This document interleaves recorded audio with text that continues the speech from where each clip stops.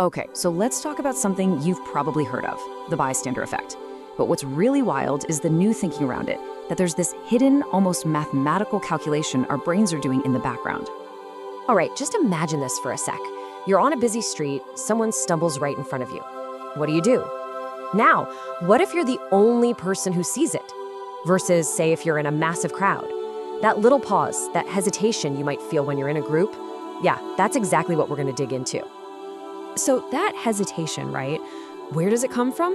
Well, it all kicks off in what psychologists call an ambiguous situation. And this is key.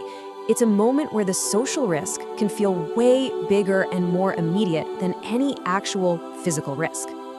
And this has a name, of course, the bystander effect.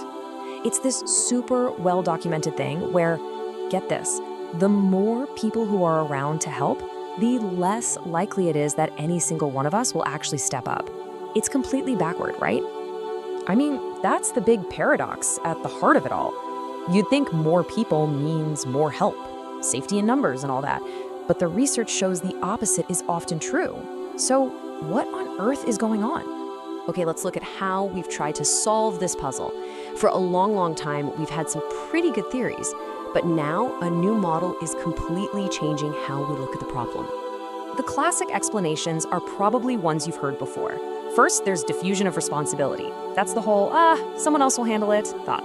Then you've got audience inhibition, which is just our deep fear of looking like an idiot. And finally, social influence. You know, when you look around, nobody else is panicking, so you figure, well, I guess that must not be a big deal then. Okay, and this is a really important piece of the puzzle. This whole effect is strongest when things are murky. It's not for the super clear life or death emergencies. It's for the ambiguous, non-dangerous stuff. Why? Because the real risk we're weighing isn't physical, it's social. So this is where the new research gets so interesting. It suggests this isn't about being a good or bad person. It's about your brain running a lightning-fast, totally subconscious calculation. And here's the core idea. What if our brain sees helping as a psychological gamble? Every single time, we're subconsciously placing a bet, weighing the odds before we even know we're doing it. So on one side of the table, you've got the potential win, right? That feeling of pride, of righteousness. But on the other side, there's the potential loss, that horrible sinking feeling of embarrassment or shame if you misjudge the situation. And this is where a cool concept from behavioral economics called prospect theory comes into play. Basically, it says that the pain of losing something feels way worse than the pleasure of gaining the exact same thing. We are just wired to avoid that sting of shame way more than we're driven to seek out that feeling of pride. It's called loss aversion, and it's a huge driver of our behavior. So where does the crowd fit into this gamble? Well, think about it. Every single person there is another potential judge. With each new face, the perceived odds that someone will think you're being foolish go up. It just stacks the deck of your mental gamble heavily on the potential loss side. And check this out. This graph just illustrates it perfectly. This shows what the model predicts. See that curve? That's the chance an individual will step in. Look how fast it drops. When you're alone, you're pretty likely to act, but add just one more person, and it dips. A few more, and the chance that any one of you will do something just plummets. It's incredible. But hold on, it gets even deeper. The story doesn't stop with a single event. The model also explains how we learn from these moments, creating this powerful, self-reinforcing loop over time.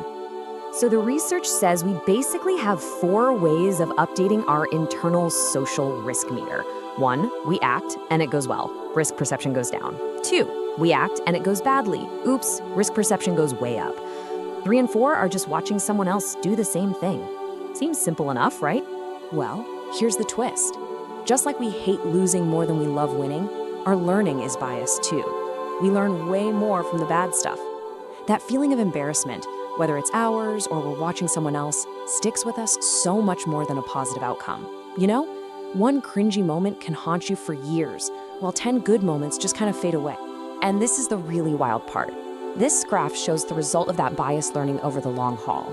In a whole society, the collective perceived risk of stepping in actually goes up over time. We're literally teaching each other to be more hesitant. It reinforces the whole bystander effect and locks us into the cycle of inaction. Okay, so this all sounds a bit bleak, right? But if this whole thing is based on a subconscious calculation, that means, and this is the really powerful part, we can consciously mess with the variables in that equation. So how do we do that? The research points to 3 clear strategies. First, we gotta pump up the benefits of acting. Openly praise people who help.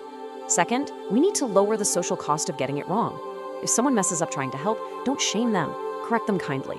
That lowers the fear factor for everyone watching. And third, just make things less ambiguous. Give people clear instructions on what to do. So here's the takeaway. The next time you're in a crowd and you feel that pause, that hesitation, you can recognize it for what it is.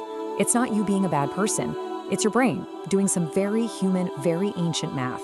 And just knowing that, well, that might be all it takes for you to consciously tip the scales and choose to act.